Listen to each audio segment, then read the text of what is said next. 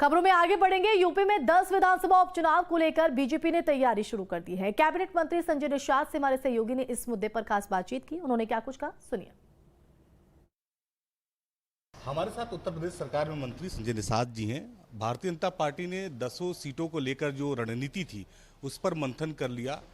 खुद मुख्यमंत्री योगी आदित्यनाथ के साथ गृह मंत्री भी थे इस बैठक में। 10 में से 9 सीटें बीजेपी लड़ रही है, 1 सीट राष्ट्रीय लोकदल को दे रही है। आपको नहीं मिल रही सीटें? ये तो आपके मीडिया की खबर है ना। भारतीय जनता पार्टी अपनी बैठक करती है, हम लोग अपनी बैठक करते हैं। हमने अपनी बैठक में 2 सीटें लड़ने की तैयारी है और 8 सीटों पर भी एनडीए की मदद करने के लिए तैयारी है। पहले से परंपरा रही, जब भी कोई चुनाव होता भारतीय जनता पार्टी अपनी बैठक करती, फिर माननीय प्रदेश नेतृत्व और केंद्रीय नेतृत्व सहयोगी दलों को बैठक बुलाते हैं। अब बुलाने के बाद तय करते हैं। अभी फिर बैठकें होंगी। हमको लगता है प्रदेश नेतृत्व और केंद्र नेतृत्व से बैठक हो जाने के बाद फिर अच्छे बेहतर निर्णय आएंगे। और निषाद पार्टी दोनों सीटों पर पहले भी अपने सिंबल से चुनाव लड़ी थी और आगे भी चुनाव लड़ने की तैयारी कर रखी है। कटेहरी और मझवा 2 सीटें हैं ना, दोनों सीटों पर आप दावा कर रहे हैं, लेकिन ये कहा जा रहा है कि ये दोनों सीटों में से 1 सीट आपको देंगे, वो भी आप भारतीय जनता पार्टी के सिंबल पर चुनाव लड़ेंगे।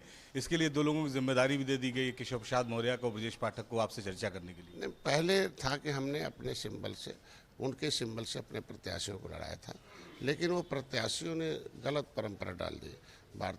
निषाद पार्टी के खाते से भारतीय जनता पार्टी के सिंबल लड़ने के बाद और आए जीत के, फिर वो निषाद पार्टी के कार्यक्रमों में कभी नहीं आते हैं, न कभी बैठक में आते हैं। तो उसे कैसे माना जाए? मान लीजिए निषाद पार्टी जीत के गए भारतीय जनता पार्टी के सिंबल से, और फिर जब यहाँ कोई कार्यक्रम बैठक होती है उसमें आप नहीं आते हैं और हमारे कहने से आप कोई आवाज़ नहीं उठाते हैं, उसमें शिरकत नहीं करते हैं और अपने को बीजेपी मान लेते हैं, तो फिर इस तरीके की परंपरा तो ख़त्म करनी पड़ेगी ना। हमें अपने प्रत्याशी को उनके सिंबल से क्यों लड़ाएं? हम चूँकि निषाद पार्टी के सिंबल से, खुद मेरा प्रत्याशी वहाँ जीत चुका है और उसे अपने सिंबल से लोकसभा में लड़ाई, चूँकि लोकसभा एक बड़ा प्रधानमंत्री का चुनाव था और देश का चुनाव था, तो इसलिए उसमें हमें इस देश को पहले देखना था और व्यक्ति को बाद में देखना था। तो देश के हितों के लिए हमने उन्हें अवसर दे दिया कि नहीं ठीक है, आप हमारे जाकर। लेकिन अभी फिलहाल 2 सीटों की जो तैयारी है, मझवा और निषाद पार्टी अपने सिंबल पर लड़ने की पूरी तैयारी है।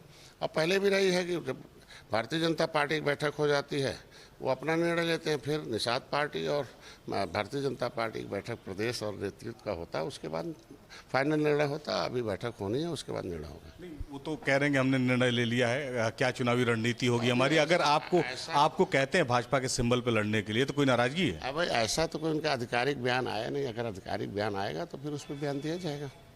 क्या मानते हैं, अगर आप वो कहते हैं कि आप बीजेपी के सिंबल पर ही प्रत्याशी लड़ाइए, तब क्या रणनीति होगी आपकी? जब वो कहेंगे तो फिर उस पर बैठ के बातचीत किया जाएगा।